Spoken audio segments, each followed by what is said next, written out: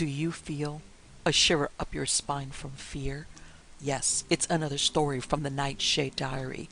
You know what that means. Check under the bed and make sure no one or nothing is there. Is the closet door securely shut? Then leave your disbelief behind. Amp up your imagination and hang on tight for another ride into terror and mystery. And like all good horror stories, just imagine it's a dark and stormy night. And remember, screaming like a little girl is permitted. Old West Ghost Stories, Volume 2, Story Number 1, The Dunn Building. The town of Victor was incorporated in 1893, given life by the surge of miners that came flooding into the Cripple Creek region looking for gold. Located west of Colorado Springs, just a few miles south of the town of Cripple Creek, Victor soon came to be the economic heart of the gold mining region, surpassing Cripple Creek itself as the busiest town in the area. Like so many other mining towns across the West that mushroomed overnight, however, Victor mostly grew in unsavory directions during its formative years. The ratios of saloons to churches in 1893 was high enough that every vagabond for miles around with an affinity for depravity and an aversion to decency might want to pay the town a visit. Surely the badly outnumbered peace officers in town would have sworn this to be true.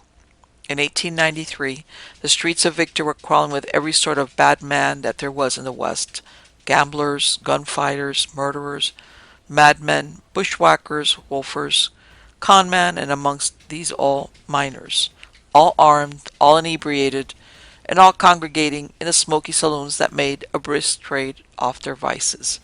It didn't take too long for Victor's Boot Hill to become dense with pine box residents. Indeed, Victor's morticians were almost as busy as its barkeepers, and of them all, Thomas Dunn was busiest. He practiced his trade in the Dunn building, enjoying a rather macabre heyday during the burg's early years. He was one of the first funeral parlors in town, and by all means, even though he was swamped with corpses during the town's first years, Dunn was said to be the consummate professional, able to make bullet holes and mortal wounds almost disappear in the cadavers that were brought to him. Bloodied gunfighters who looked as if they might have borne some relations to wolverines or hyenas while alive came out of Dunn's funeral parlor looking like posthumous gentlemen. Miners who had come to tragic and gruesome deaths in the tunnels around town were laid to rest, without any visible trace of their horrible wounds. Given that Dunn worked with the dead throughout his life, it might not come as such a surprise that strange stories about the Dunn building abounded after the famed mortician passed away. Paranormal enthusiasts might even say that supernatural activity could be expected, given the number of dead bodies that went in and out of the building. When Mrs. T. F. Dunn turned the building into a boarding house after Mr. Dunn passed away, there was no shortage of stories offered by boarders who stayed on the second floor of the boarding house. Residents told of sudden cold spots that would come out of nowhere, making the hair on the back of their necks stand on end. Others heard heavy footsteps slowly making their way through rooms, and sometimes down the second floor hallway, though not a man, woman, or child was visible to the eye. There were more chilling stories. Some boarders left the Dunn building in the middle of the night, babbling hysterically about how they were awakened by a terrible, suffocating feeling, as if some invisible force of incredible strength was pressing down on their lungs. Only when they bolted from bed and out of their rooms were they able to breathe again. Others claimed that a pair of invisible hands, freezing and hard as stone, had wrapped themselves around their throats while they were trying to sleep, strangling the breath out of them for several terrifying moments before suddenly releasing them for no apparent reason. While no one was ever hurt physically by the spirits that haunted the Dunn building, more than one frightened boarder would attest to their maliciousness. For the longest time, people just assumed the spirits of those bitterly departed that once went in and out of the funeral parlor were responsible for the going-ons in the Dunn building. Until, that is, 1899, when a man who had been one of Mr. Dunn's assistants spoke up about a disturbing incident that took place in the funeral home in 1893. His tale shed new light on the events in the old funeral parlor. According to this man's story, it happened while Dunn was working on the corpse of a miner who had been badly mutilated in a cave-in. He had just begun preparing the miner for burial when the supposed cadaver suddenly twitched on the embalming table. A moment later, the badly bleeding corpse came to tortured life. One of its hands darted out to grab the startled mortician, the other reached up to feel the remnants of its mangled face. It was an undertaker's nightmare come true. The dead man on the table wasn't quite dead yet. Realization hit the mortician, his assistant, and the supposed to be dead miner with equal force. As Dunn took a few horrified steps backward, the man on the table let out a blood-curdling wail and tried to sit up. While the miner did manage to get up, it quickly became obvious he didn't know which way to go. He couldn't see a thing through his one remaining eye. Another frightful shriek split through the confines of the undertaker's office. "He's delirious with pain," Dunn yelled to his assistant through the miner's agonized wails. "Get me the morphine." The young man ran for the painkiller, as Dunn did his best to restrain the flailing erstwhile corpse. It wasn't until they had filled the miner's veins with morphine that he finally settled down, falling in a heap on the mortuary floor. After picking the miner up and putting him back on the embalming table, Dunn's assistant turned to get help but was stopped by his employer before he was able to take a single step toward the door. "Where the hell you think you're going?" Dunn grunted at his assistant, wiping the miner's blood off his face and hands. The assistant looked at Dunn uncomprehendingly, still shocked, uncertain of how to respond. "He isn't dead. He needs a doctor." "Doctor?" Dunn roared. "Look at this man. What do you think a doctor could possibly do for him?" The young man froze in his tracks. His eyes fell on the moaning man lying on the embalming table. "What would you have me do?" Dunn looked at his assistant for a moment before getting a response. "Get more morphine. We'll put him to rest." Barely hesitating, Dunn's assistant did as he was told and filled another syringe with the drug. Dunn himself delivered the lethal injection and hardly waited at all before resuming his work on the miner. The young assistant couldn't help noticing that the miner was still producing a faint pulse while he was being prepared for burial. Nevertheless, the assistant's undertaker kept quiet about the affair for years, confessing the grisly deed only after the funeral parlor was turned into a boarding house, and the ghost of the Dunn building became widely known. But he didn't stop at his confession.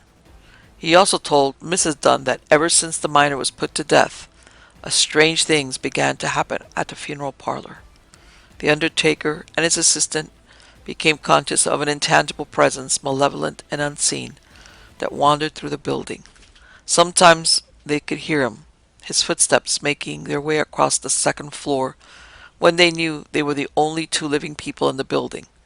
On other occasions, they would feel him, his icy presence, angry and hateful, filling both of them with silent dread.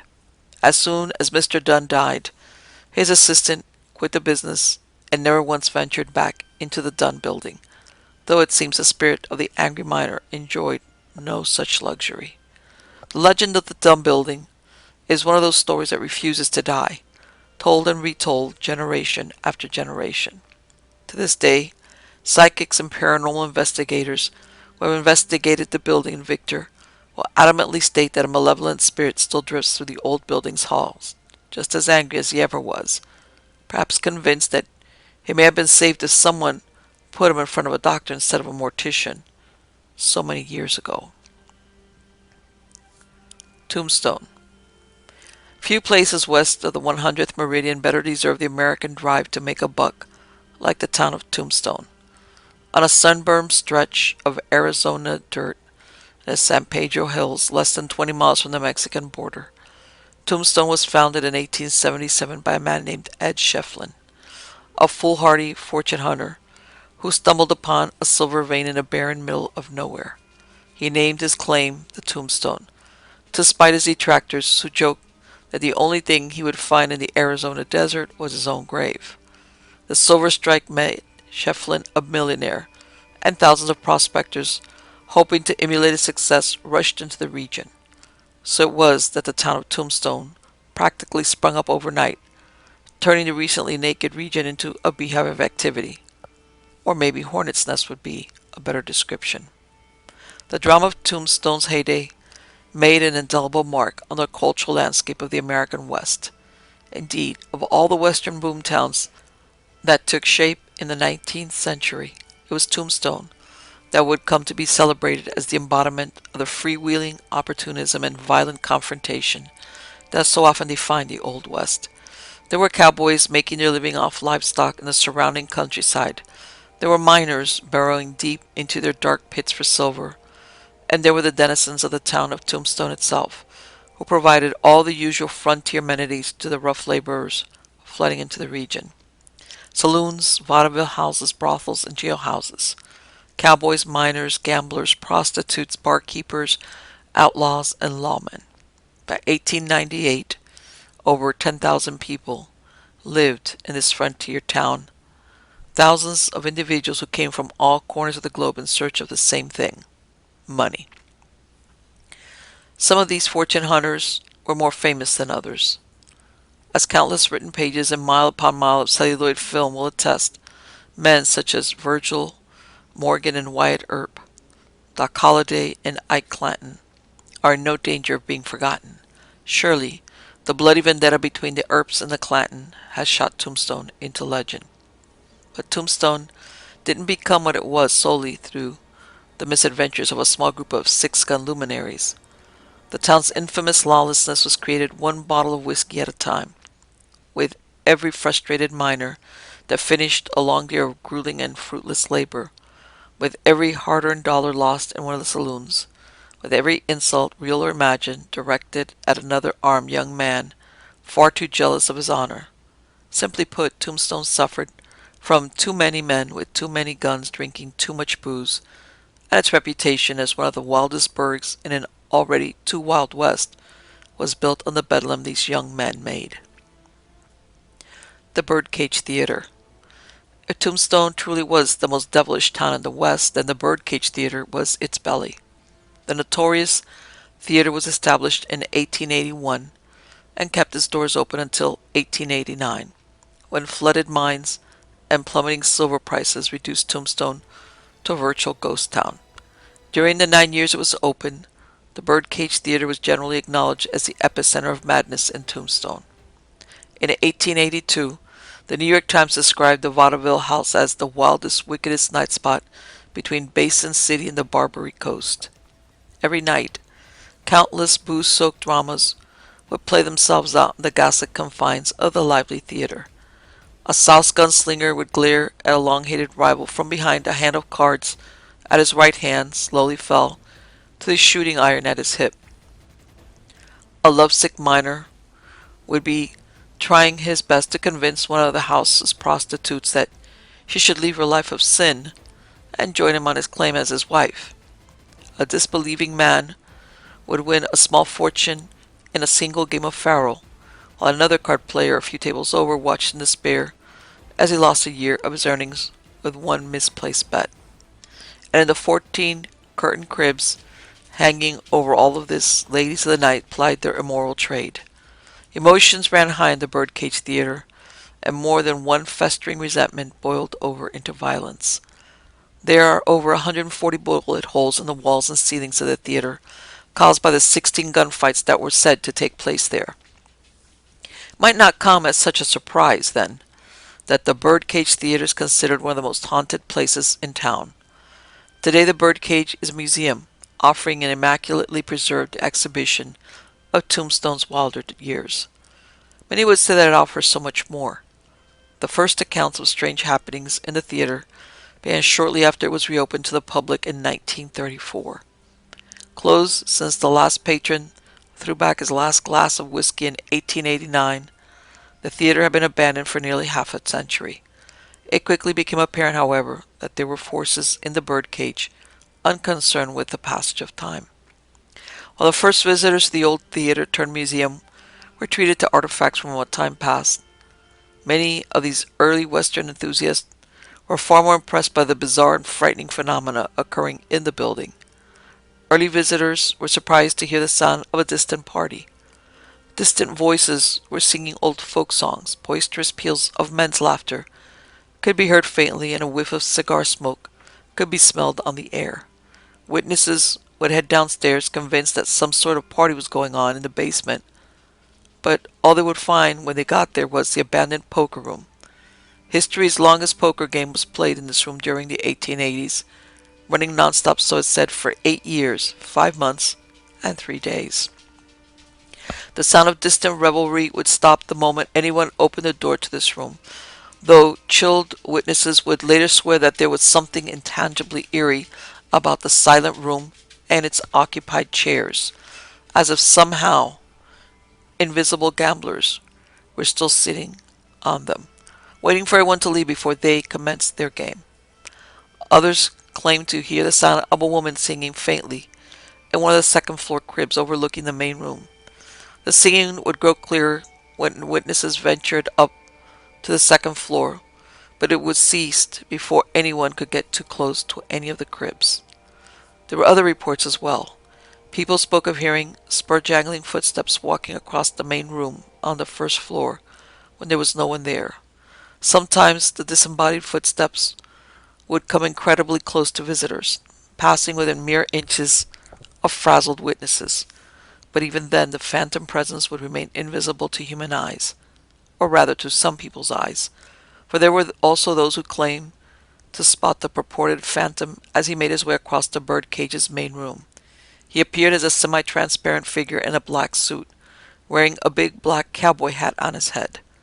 Witnesses could make out enough to note that he walked with a casual stride, and that his hair was black as pitch, but the apparition had always vanished before anyone could discern much more. Things at the birdcage haven't changed that much since the building was reopened in 1934. Now as then, many visitors claim to see and hear inexplicable phenomena. The occurrences themselves have remained remarkably constant over the last 70 years.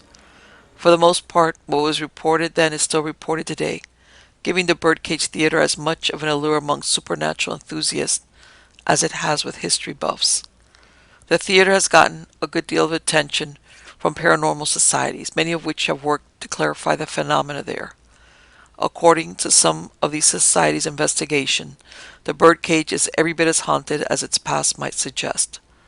While psychics have been able to detect a large confluence of restless souls, more scientifically oriented organizations have amassed a number of photographs and videos and audio recordings, suggesting that the birdcage might indeed house a whole group of ghosts. The Southwest Ghost Hunters Association has reported as many as 31 revenants might be haunting the theater.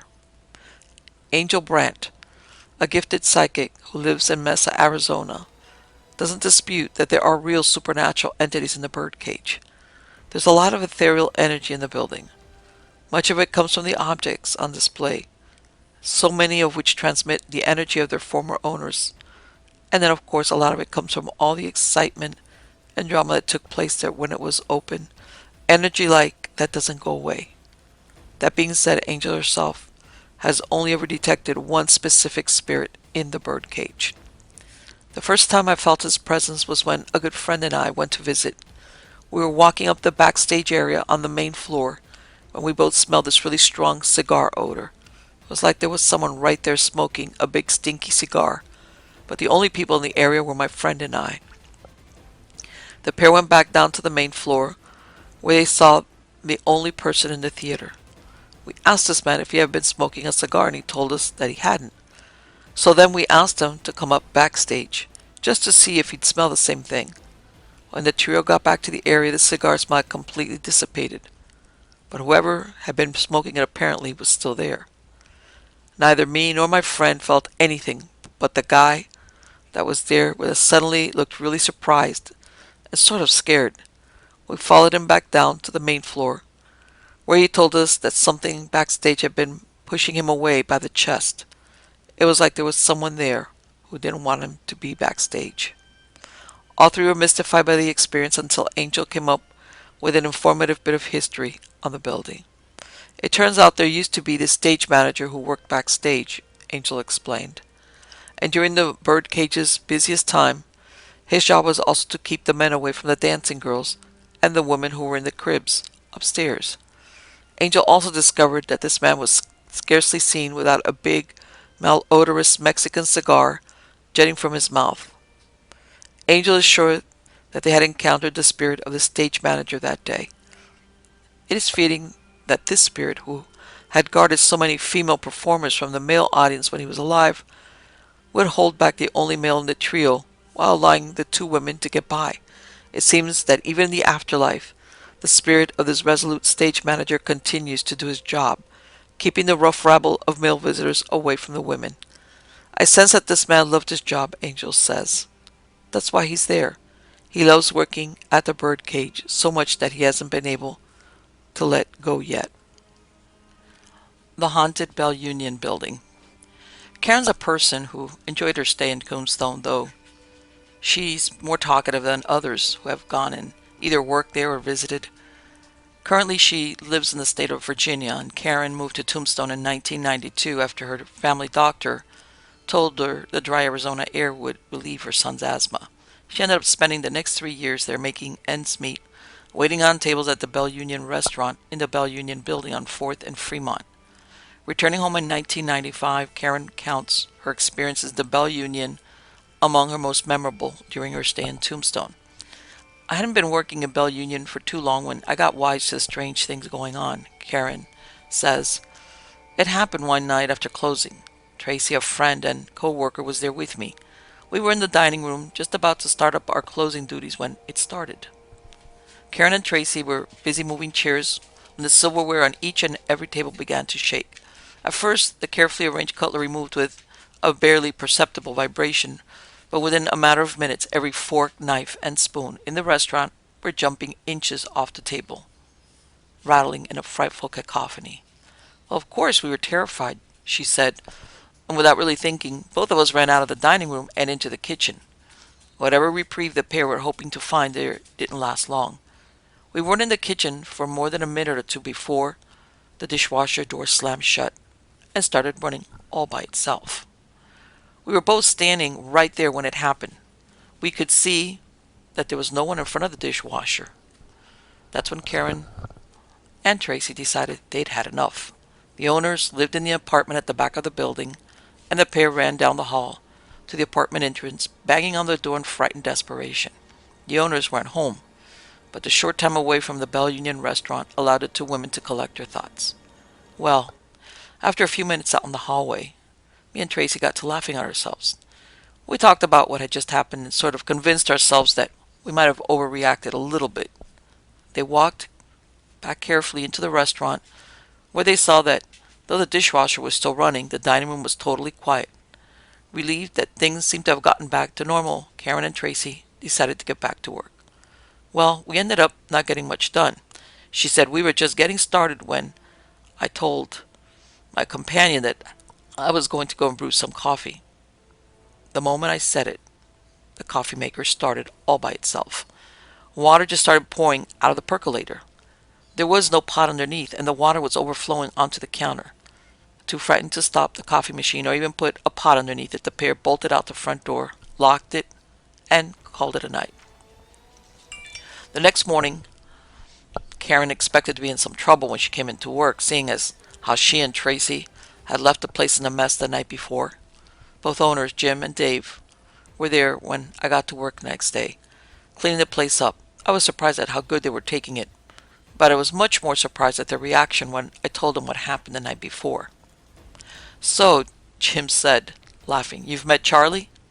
Charlie, Karen soon found out, was the ghost that had been haunting the Bell Union building for as long as anyone could remember. Quite a few different businesses had occupied the Bell Union since it was built in the early 1880s. For the first few years it was open, it housed the town's post office. Then it was purchased by a recently arrived Chinese entrepreneur who promptly turned the place into one of Tombstone's seediest establishments. Seedy in 1890s Tombstone would have translated into downright rotten anywhere else. Yet, such was the reputation of the Bell Union opium den that even some of the town's worst made it a habit to stay away. Thankfully for the law, however, the drug house wasn't open for long. The opium den's proprietor met his end soon after he opened the place. According to legend, it happened while he and a friend were all juiced up on opium.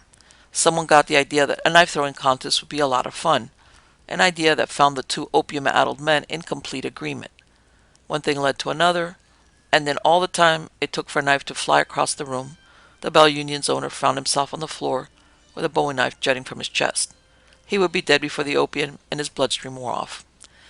While the opium owner faded in Tombstone's memory as quickly as weeds grew over his graveyard, everyone who worked at the Bell Union was reminded of him on a near weekly basis, for they were convinced that this man's spirit was haunting their restaurant. His activities were sporadic and unpredictable. Sometimes his ghost would be content enough to unravel the toilet paper, open and close doors, or fool around with the lights. But on other occasions, his behavior would be far more dramatic. Karen recalls her most frightening run-in with Charlie. Well, it was the end of another shift, and me and Tracy were in late cleaning the place up. The place was totally closed up. I mean, there was no one in there besides her and me, and all the doors were locked. So we were cleaning up in the dining room again when this man suddenly appears out of nowhere. He was a Chinese man, but he wasn't wearing the clothes that so many of the Chinese seemed to wear back then. He looked just like a cowboy, dressed up in dirty old outfit with a long coat and a banged up cowboy hat. Karen and Tracy had become accustomed to Charlie's pranks, but this sighting was more than either of them had bargained for. This man looked as real as anyone walking down Allen Street on any given day. He walked around the bar, looked at us once, and then went on through the swinging doors that led to the back hallway. Karen and Tracy may have gotten used to the strange things that were going on in the restaurant. This incident, however, was too hard to overlook. Trying to convince herself that this man was an intruder, Karen called the police. Yet the ensuing investigation only confirmed that inexplicable things were afoot at the Bell Union. When the police got there, they found no evidence of a forced entry. All the doors were locked and intact, and the Chinese cowboy that we saw was nowhere to be found. He wasn't in the back hallway, in either of the bathrooms or in the kitchen, and the door to Jim's apartment was still locked, so they decided he wasn't in there either. But the police were wrong in thinking that this intruder would be impeded by any lock or door. When Jim got home later on that night, his place was completely trashed, Karen said. His clothes were strewn all over the place. His furniture was upended. His papers were everywhere. The place was a complete mess. Yet, Jim knew better than to call the authorities. Years of experience with Charlie had forced him to accept the occasional fit of domestic carnage. Karen as well learned to put up with a Chinese ghost. Though Charlie would never again appear in front of her the way he did that night, he always made sure that not too much time elapsed without another prank. Most were minor incidents. In the 3 years that Karen worked at the Bell Union, a week never went by without the radio changing stations by itself, candles lighting on their own, or water running by itself. She got used to Charlie and often addressed him like she would anyone else in the Bell Union. And unlike the reaction of many people to encounters with the supernatural, she laughed when she looked back at her experience in Tombstone. Charlie just wasn't ready to say bye to the Bell Union. I guess that's why his spirit is still there today, as far as I know, that is. Dark Deed on the Skyline Drive. The haunting on Skyline Drive is one of the lesser-known ghost stories in Tombstone's heavily chronicled past. While thousands of tourists and curiosity seekers flock to famous haunted sites such as Big Nose Kate's Saloon and the Birdcage every year, the haunted house on Skyline Drive gets very little attention. That is just as well as far as the current owners of the home are concerned, for they are none too eager to sacrifice their privacy for the sake of putting another haunted location on Tombstone's register. Thus, Angel is a little bit guarded when she talks about the stately old house up on the hill at Skyline Drive. Most of us can only imagine what it would be like to live in a place so haunted by the spirits of the dead. Never mind putting up with the widespread attention that this sort of thing brings on, she said. So even though she is more than willing to talk about her ongoing investigation of this home, all she will reveal about its location is the street that it lies on. Back in the 1880s, one of Tombstone's wealthiest assayers used to live in this house. This was the man that the miners would come to with the ore they dug up in exchange for pay. Very little information survives on this assayer. It's known he lived in the house with his wife and his daughter, and they supervised a few of the mining operations around town. But the owner has found no written record of his name or background. All she knows about him is what she's been able to gather during psychic investigations. I keep getting an impression of the name Cliverson, she said. I'm pretty sure this was the assayer's family name. Sometime in the 1880s, Mr. Cliverson fired a man named John Hicks who worked in one of his mines. Angel can't say for certain why Hicks was fired, but given what followed, it's apparent that the miner wasn't at all happy about it. A few days later, an angry and inebriated John Hicks came knocking on Cliverson's door looking for money he felt he was owed. Well, Cliverson wasn't home, but his wife and his 8-year-old daughter were. Mrs. Cliverson opened the door and found herself looking into the eyes of a man lost to fury. He kicked the door open and sauntered inside, roaring about just desserts and money that was owed him. Terrified, Mrs. Cliverson tried telling the drunk miner that her husband wasn't there, that he was out working at one of the mines, but her words were meaningless to him. The man was beyond reason. In a fit of homicidal madness, Hicks exacted his inhuman vengeance, assaulting Mrs. Cliverson and then stabbing her to death. Just as he was leaving, he turned to see the Cliverson's daughter staring at her mother in mortal fear. Hicks turned his knife on the 8-year-old, and then he was gone. The strange going on in the house today find their roots in this horrific sequence of events that took place over 100 years ago. The owner says she feels a vibration of the little girl, her presence while sitting on the front porch. She also says she could feel her fear and pain at being stabbed. But that's what Angel has divined during psychic investigation. Another far more dramatic phenomenon occurs on the front deck. She described her experience sitting on the porch with a trace of awe in her voice. The porch, it rained slag, little fragments of rocks. They come out of the overhang and shower all over the patio floor. They form on the walls and on the steps. She believes the little girl is responsible for this bizarre occurrence. I think this is the girl's way of keeping men away, because the time that I saw it happen, the slag rained all around me, but I didn't feel any of it. What I did feel was her being stabbed, violently. I got an impression of this poor girl's fear. According to Angel, this falling slag is the girl's defense mechanism against males she doesn't know. More than one male visitor to the house has been welcomed with a fine mist of falling slag. Why the front porch? In all probability, the raining rock phenomena used to occur inside the house before previous owners' renovations turned the living room into the porch. While no one will ever know what motivated these renovations, we might imagine how difficult it must have been to be constantly cleaning slag off the living room floor.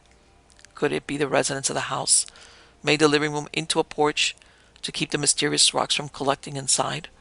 Or perhaps they hoped whatever force was haunting the room would depart when the room was turned into an outdoor area. They might very well might have known that the girl and her mother were killed in the living room and could have come to the conclusion that the ghost of one of the two was responsible for the phenomena.